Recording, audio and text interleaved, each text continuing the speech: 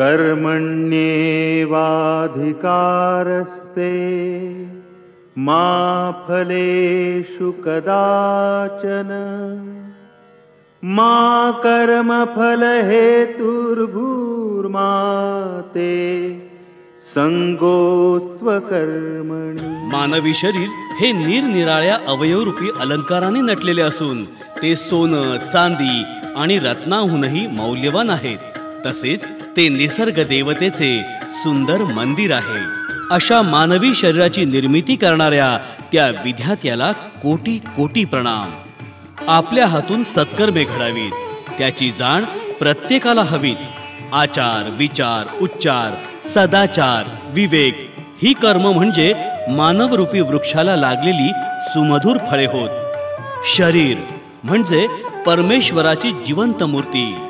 म्हणून संत नामदेव महाराज म्हणतात, काया ही पंढरी आत्मा हा विठ्ठल, काया ही पंढरी.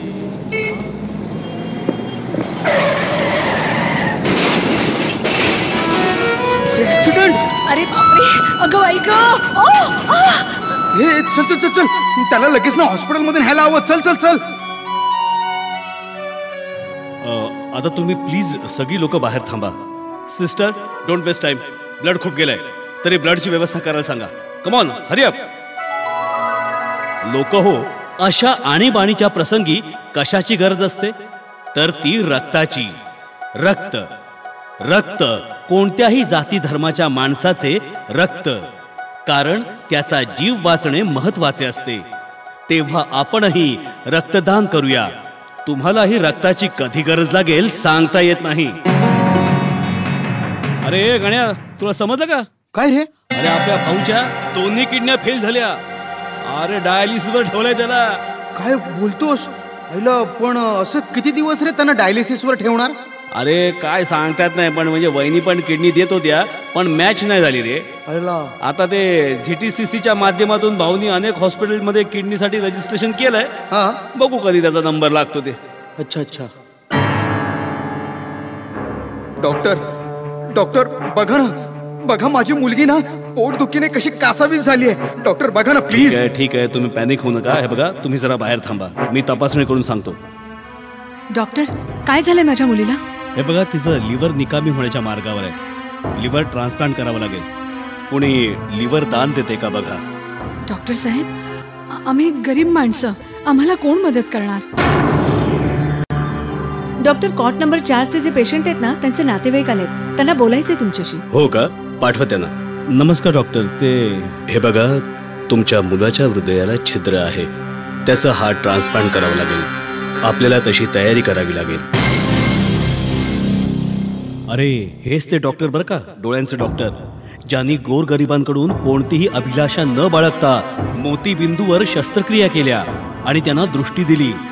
पण दुर्दैव बघ, अरे त्यांनाच अंधत्व आलं. अरे रे, काय त्यांचं नशीब. अरे अशा सेवाभावी डॉक्टरांचं नेत्ररोपण लागलीच व्हायला हवं रे, जेणेकरून इतर अंधांनाही ते दृष्टी देतील. डॉक्टर डॉक्टर, हो आज 15 दिवस झाले, पण याच्यात काही सुधारणाच दिसत नाहीये. हो हो, शांत व्हा. केव्हा येणार हो तू शुद्धीवर? हे बघा, शांत व्हा, शांत व्हा. हे बघा, तो आता कधीच शुद्धीवर येणार नाही. काय? कारण त्याचा ब्रेन डेड झालाय, मस्तिष्क मृत्यू झालाय आणि मृत्यू अटळ आहे आता. डॉक्टर, मी असं ऐकून आहे की ज्याचा ब्रेन डेड झालाय अशा व्यक्तींचे अवयव मृत्यूपूर्वी काढले तर त्यांचा उपयोग गरजू रुग्णांना प्रत्यारोपणासाठी केला जातो. म्हणून आम्ही असा निर्णय घेतलाय की माझा मुलगा तर मृत्यूच्या शय्येवर आहेच, पण काळाने त्याच्यावर झडप घालण्यापूर्वीच तुम्ही त्याचे उपयोगी अवयव काढून घ्या, जेणेकरून गरजू रुग्णांना अवयव प्रत्यारोपणामुळे जीवनदान मिळेल. तसं आम्ही स्वेच्छेने लिहून देण्यास तयार आहोत. वा, तुमच्या या निर्णयाने मला फार आनंद झाला. आपल्या काळजावर दगड ठेवून निर्णय घेतलात तुम्ही. खरंच तुम्ही 4 रुग्णांचे प्राण वाचवणार आहात. ते तुम्हाला आशीर्वाद देतील, जन्मभर ऋणी राहतील तुमचे. ऐकलत भक्त हो, नीतिमत्ता कितीही ढासळू द्या, अशी माणसं अजूनही या जगात आहेत. जिवंतपणीच देहदान करणारी माणसं म्हणजे देवदूतच. ऐकलत भक्त हो, नीतिमत्ता कितीही ढासळू द्या, अशी माणसं अजूनही या जगात आहेत. जिवंतपणीच देहदान करणारी माणसं म्हणजे देवदूतच. बघा ना, आत्ताच काही दिवसांपूर्वी बदलापूरमधील अनवर खानवर हृदय प्रत्यारोपण करण्यासाठी पुणे ते मुंबई वाहतूक विरहित ग्रीन कॉरिडॉरची निर्मिती करून 40 मिनिटात हृदय फोर्टिस हॉस्पिटल मुलुंड येथे आणून अनवर खानवर डॉक्टर अन्वय मुळे यांनी यशस्वी शस्त्रक्रिया करून त्याला जीवनदान दिले. अहो, 2 वर्षांपूर्वी आपल्या ठाण्यातील अवयवदान चळवळीचे प्रणेते विलास भाऊ ढमाले यांच्यावर सुद्धा किडनी प्रत्यारोपित करण्यात आली आणि त्यांना जणू पुनर्जन्मच मिळाला. त्यांनी पुनर्जीवन सामाजिक संस्थेमार्फत महाराष्ट्रभर अवयवदानासंबंधी जनजागृती केली. आज जगामध्ये अवयवदानासाठी स्पेन देशाचा पहिला नंबर लागतो. त्यानंतर क्रोएटिका, Portugal, US, France, Norway, UK, Sweden, Australia आणि इस्रायल. परंतु इस्रायल देशात असा नियम आहे की ज्याने अवयवदानासाठी नोंदणी केली आहे अशांना जर अवयवाची गरज लागली तर त्याला प्राधान्य दिलं जातं. जगामध्ये अवयवदान प्रक्रियेसंबंधी केंद्रीकृत नोंदणी संस्था आहेत, परंतु आपल्या देशात अशी संस्था उपलब्ध नाही. नमस्कार नमस्कार नमस्कार. नमस्कार. बसा बसा. तर पत्रकार बंधू भगिनींनो, आज आपण येथे अवयवदान हेच श्रेष्ठ दान या उपक्रमासाठी सहभागी झाल्याबद्दल तुमचं सगळ्यांचं हार्दिक स्वागत. बरं साहेब, आपल्या देशात अवयवदानाविषयी काही कायदा आहे का? हो, आहे ना. भारतामध्ये सन 1994 मध्ये अवयव प्रत्यारोपण कायदा झाला व तो सन 1995 मध्ये महाराष्ट्र शासनाने लागू केला. यामुळे अवयवांच्या खरेदी विक्रीवर बंदी आणली. ब्रेन डेथ नंतर अवयवदानास मान्यता दिली, परंतु या उपक्रमास प्रतिसादच मिळाला नाही. ब्रेन डेथ व्यक्तीकडून कोणकोणत्या अवयवांचं दान होऊ शकतं? अशा व्यक्तींकडनं नेत्र, हृदय, किडनी, यकृत, स्वादुपिंड, त्वचा यांचं दान होऊ शकतं. डोळ्यावरील पातळ पटल म्हणजे कॉर्निया, याचे मृत्यूनंतर 6 तासात प्रत्यारोपण होऊ शकतं. ब्रेन डेथ नंतर हृदयाचं 4 तासांच्या आत तुम्ही प्रत्यारोपण करू शकता. ब्रेन डेथ नंतर 24 तासात प्रत्यारोपण किडनीचं होऊ शकतं. तसंच आपण जिवंतपणीही 1 किडनी दान करू शकता. ब्रेन डेथ नंतर 16 तासाच्या आत तुम्ही यकृताचं प्रत्यारोपण करू शकता. जिवंत रूपी सुद्धा काही भाग दान करता येतो, तो फक्त रक्तातील नातेवाईकांसाठीच.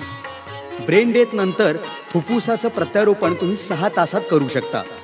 मृत्यूनंतर त्वचेचं प्रत्यारोपण 10 ते 12 तासात होऊ शकतं. पायाच्या मांडीचा आणि पाठीच्या त्वचेवरील पातळ भाग भाजलेल्या व्यक्तींसाठी बँडेज म्हणून काम करतो. अवयवदानासाठी संबंधित नातेवाईकांची लेखी परवानगी असणे कायद्यानुसार बंधनकारक आहे. आपल्या देशात लाखो रुग्ण अनेक अवयवांसाठी मृत्यूच्या दारात उभे आहेत, पण अंधश्रद्धा, गैरसमज आणि 100% साक्षरता देशात नसल्यामुळे दररोज लाखो अवयव जाळून तरी टाकतात किंवा जमिनीत पुरतात तरी. शेवटी काय, मौल्यवान अवयवांची मातीच होते. म्हणूनच केंद्र शासनाने मृत शरीर ही राष्ट्रीय संपत्ती आहे असा स्पेन देशाप्रमाणेच कायदा करावा. अवयवदान केंद्रीय समिती असावी. समाजामध्ये अवयवदानासंबंधी जनजागृती करावी. इस्रायल देशाप्रमाणेच नवोन्मेषी कायदे करावे. शासनाने यासंबंधी अशी योजना राबवावी की त्याचा उपयोग तळागाळातील जनतेसाठी होईल. मात्र त्यासाठी तुम्ही आम्ही सुद्धा सहकार्य करणं गरजेचं आहे. भक्तजन हो, आज आपण सर्वांनी मिळून विघ्नहर्त्यासमोर शपथ घेऊया. आयुष्यभर आपण सारे स्वतःकरिता जगतो, निदान मृत्यूनंतर तरी आपण इतरांसाठी जगूया. आज जिवंतपणी अवयवदानाचा फॉर्म भरूनी खरा सामाजिक गणेशोत्सव साजरा करूया. मरावे परी कीर्तिरूपी उरावे, नव्हे नव्हे मरावे परी अवयवरूपी उरावे. माय बाप सेवा पवित्र हे कर्म, माय